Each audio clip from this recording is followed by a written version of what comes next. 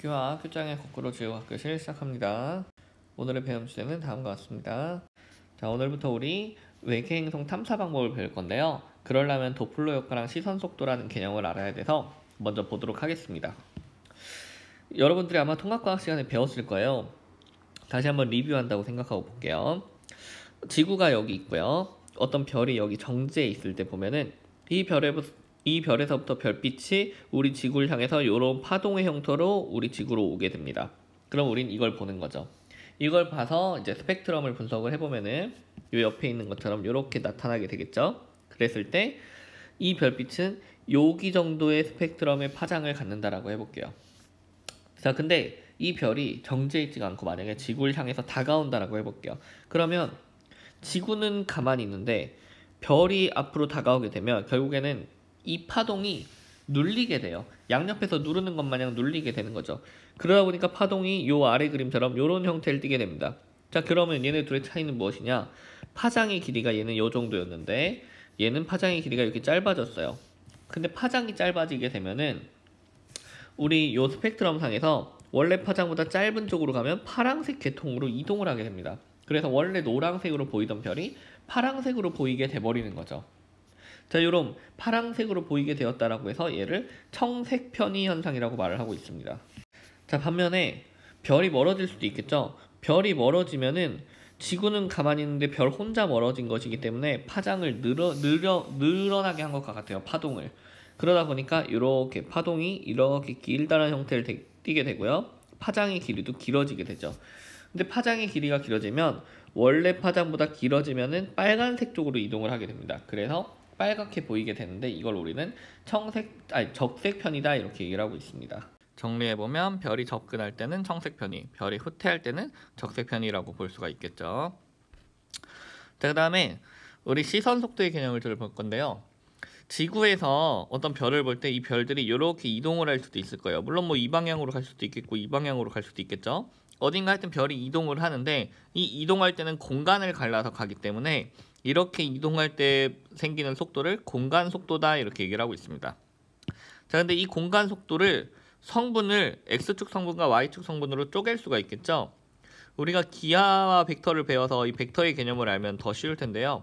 이렇게 두 방향으로 쪼갤 수가 있어요. 이 두 방향으로 쪼갠 것의 힘의 합력이 이제 이쪽이 된다. 이런 것들을 우리가 나중에 벡터 시간에 배우는데 우리는 아직 그 개념을 모른다고 가정을 하고 모르지만 이제 할 수가 있습니다. 자, 어쨌든 공간 속도를 이렇게 두 방향으로 쪼갰을 때 이쪽 Y축 방향으로 쪼갰을 때를 우리는 우리의 시선 방향으로의 속도다라고 해서 시선 속도다라고 말을 합니다. 지구에서 바라본 그 시선 방향인 거죠, 이쪽이. 그리고 이쪽으로 가는 이 속도를 이제 접선 속도다 이렇게 얘기를 합니다. 원에서 이렇게 중심으로부터 이렇게 해서 여기가 접선이잖아요. 이게 그 방향이다라는 뜻이죠. 자, 그랬을 때 만약에 별이 이쪽으로 시선 속도가 작용을 하게 되면은 이때를 우리는 즉 멀어질 때죠. 이때를 시선 속도 플러스다 이렇게 얘기를 하고요. 별이 지구를 향해 올 때 그쪽 방향의 시선 속도는 마이너스다 이렇게 얘기를 합니다. 자, 그럼 최종적으로 정리를 해보면은 별이 접근을 할 때를 정리해보면 별이 접근하면은 일단 청색 편이가 생기고요. 그리고 시선 속도는 마이너스가 되는 것이죠. 반면에 별이 후퇴할 때는 적색 편이가 생기고요. 시선 속도는 플러스가 되는 것이죠. 자, 그럼 시선 속도와 도플러 효과를 이용한 외계행성 탐사 방법을 한번 보겠습니다. 일반적으로 별들은 행성이 있다라고 하면은 별과 행성은 함께 돕니다. 보통은 우리가 행성이 별 주변을 공전한다라고 알고 있지만 사실은 별과 행성이 무게중심을 중심으로 해서 서로 돌고 있는 거예요. 같이 도는 거죠. 자, 그런다라고 해보면은 여기 그림을 보면요. 여기가 지금 질량 중심이라 돼 있죠. 그럼 여기를 중심으로 별도 이렇게 돌고 있고요. 여기를 중심으로 행성도 이렇게 돌고 있는 거예요. 이때 같이 도는데 항상 별과 행성은 무게중심을 중심으로 해서 똑같이 돌아요.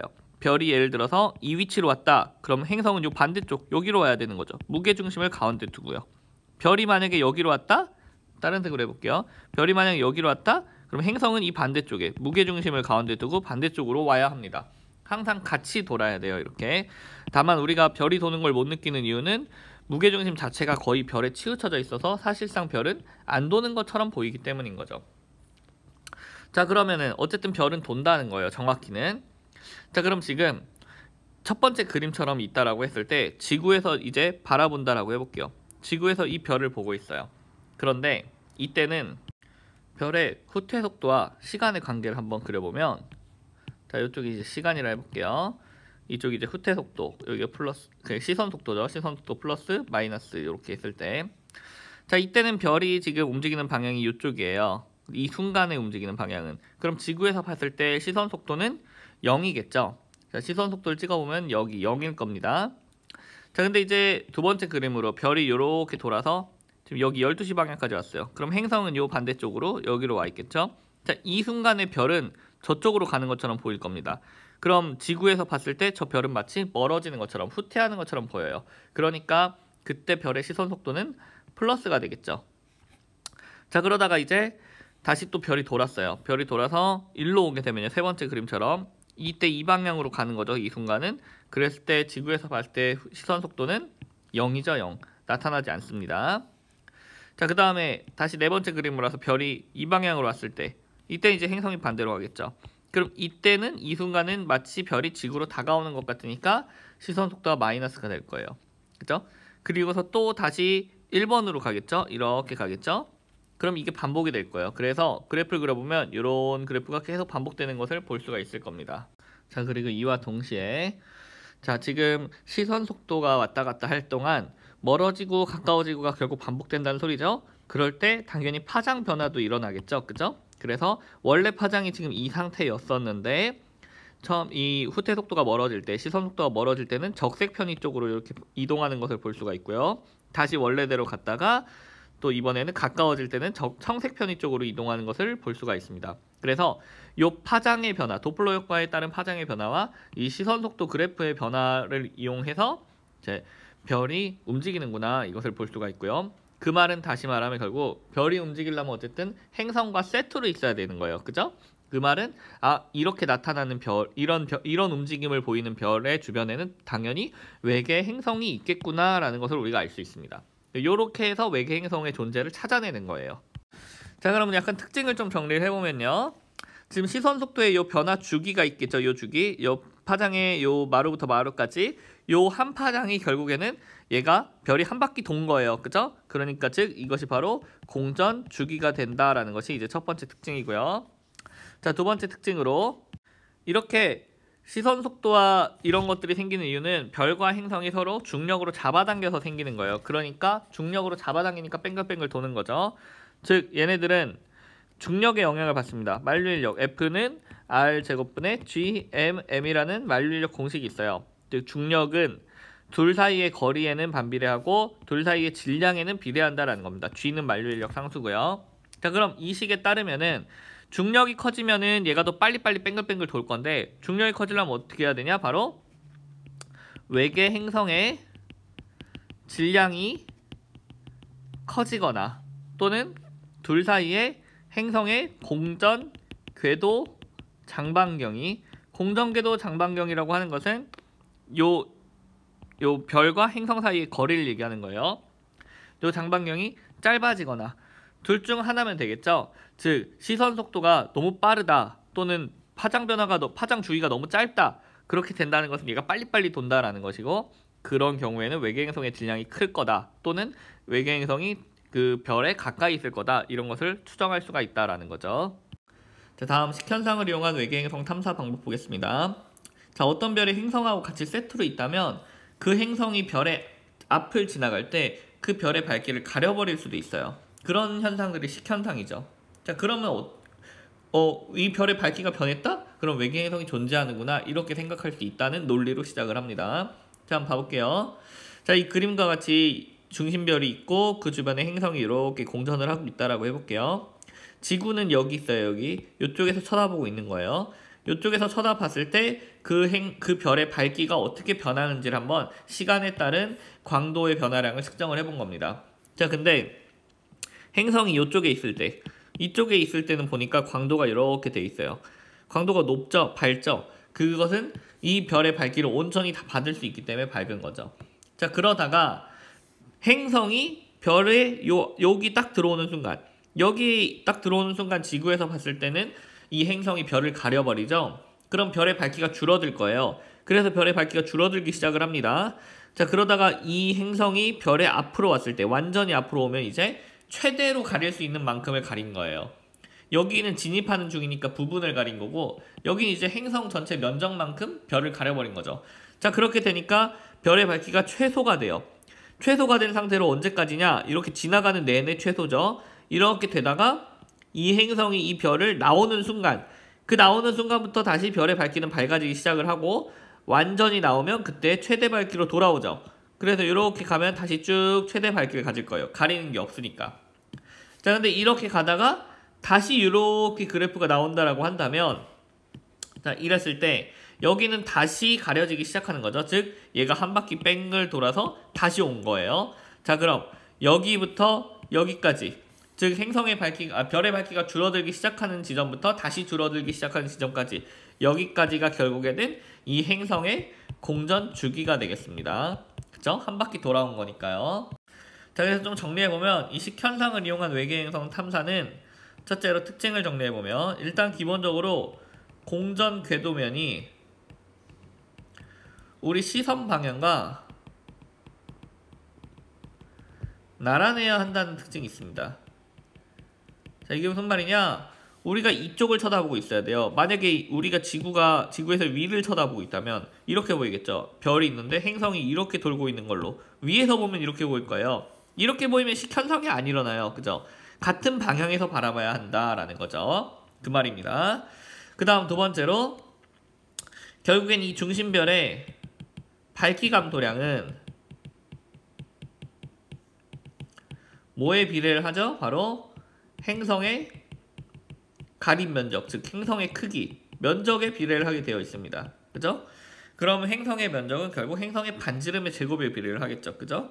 이것은 결국에는 행성의 반지름의 제곱에 비례를 한다는 뜻이고요. 그 말은 다시 한번 말하면 행성이 크면 클수록 이게 잘 보인다는 뜻이에요. 이 현상이. 그러니까 행성이 크면 클수록 이 식현상을 이용해서 찾기가 쉽겠다라는 얘기가 되겠죠. 그리고 이 식현상의 주기는 공전주기다. 요게 이제 세 번째 특징이었고요.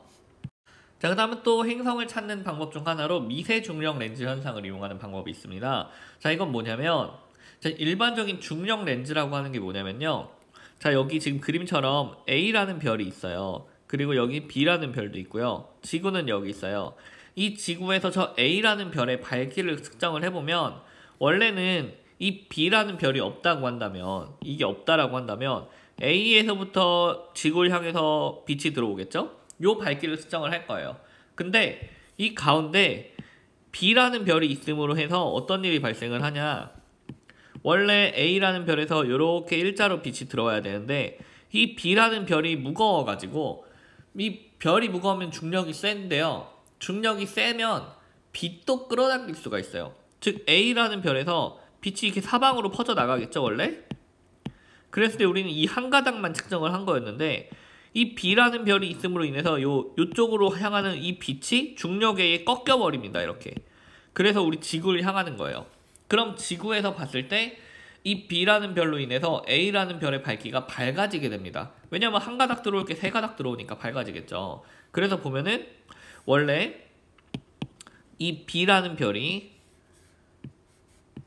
여기 있을 때는 밝기가 요 정도였는데, A별의 밝기가 B라는 별이 일로 오니까 밝기가 이렇게 높아진 거예요. 그리고 다시 이 별이 B라는 별이 지나가면 다시 밝기는 줄어들겠죠. 그래서 이런 그래프가 나오게 됩니다. 이게 중력 렌즈 현상이에요. 그럼 미세 중력 렌즈 현상은 도대체 뭐냐? 이거랑 똑같은데 지금 옆에 그림을 보면요, 이렇게 가다가 여기 살짝 뭔가 노이즈가 섞여 있어요. 아주 찔끔 이렇게 노이즈가. 그럼 이 노이즈는 도대체 어디서 온 것이냐? 이것은 바로 행성에 의한 중력 렌즈 현상을 섞어놓은 거다라는 거예요. 별만 혼자 있으면 그냥 이렇게 나올 건데, 그 별 주변에 행성이 있으면 이 행성의 중력에 의해서 살짝 꺾이는 빛이 있어서 중간에 조금 튀어나오는 빛이 생긴다라는 거죠. 이게 미세 중력 렌즈 현상입니다.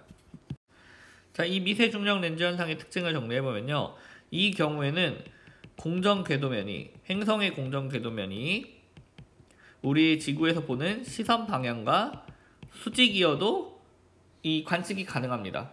아까 앞에서 봤던 식현상의 경우 반드시 나란해야 했지만 얘는 그러지 않아도 상관없어요. 왜냐하면 위에서 보든 옆에서 보든 어쨌든 이 가운데 별만 하나 있으면, 무거운 별이랑 행성만 있으면 어느 방향으로든 빛은 꺾이게 돼 있으니까요. 중력에 의해서. 그래서 시선 방향과 공전궤도면이 수직이어도 상관이 없더라 하는 그런 특징이 있고요. 그 다음에 이 미세중력 렌즈 현상은 당연히 질량이 크면은 더 관측이 유리하지만 질량이 작아도 얘는 관측이 유리합니다. 다른 거에 비해서 유리합니다. 왜냐? 아주 살짝의 노이즈만 찾으면 돼요. 이 노이즈. 아주 약한 노이즈만 발견해도 되니까 질량이 어느 정도 작아도 발견할 수가 있고요. 그 다음에 보통 공전궤도 장반경이 작아야 관측하기가 좋은데 얘는 공전궤도 장반경이 장반경이 커도 관측하는데 별 상관없습니다. 물론 작으면 더 좋겠죠. 근데 커더라도 행성이 별 주변을 넓게 돌더라도 얘는 아주 살짝의 노이즈만 찾으면 되기 때문에 전혀 무관하다라는 거죠. 자, 이제 마지막으로 외계행성 탐사 결과를 한번 보겠습니다. 지금 이렇게 탐사 결과가 나타났대요. 가로축에 보면 중심별까지의 거리고요. 요 세로축에 보면 행성의 질량입니다. 여기 1을 이제 목성의 질량을 1로 기준으로 잡았고요. 우리 지구와 태양 사이의 거리 1AU가 지금 여기에요, 기준이. 자, 그러면은 이런 그래프를 봤을 때 식현상으로 발견한 애들을 찍어놓고 도플러 효과로 발견한 거 찍어놓고 미세중력 렌즈 현상으로 발견한 거 찍어놓은 거예요. 자, 한번 해석을 한번 해볼게요. 자, 먼저 식현상으로 발견한 것부터 한번 봐볼게요. 식현상으로 발견한 게 지금 보면은 대부분 이쪽에 있어요. 그럼 선을 이렇게 그어보는 거예요.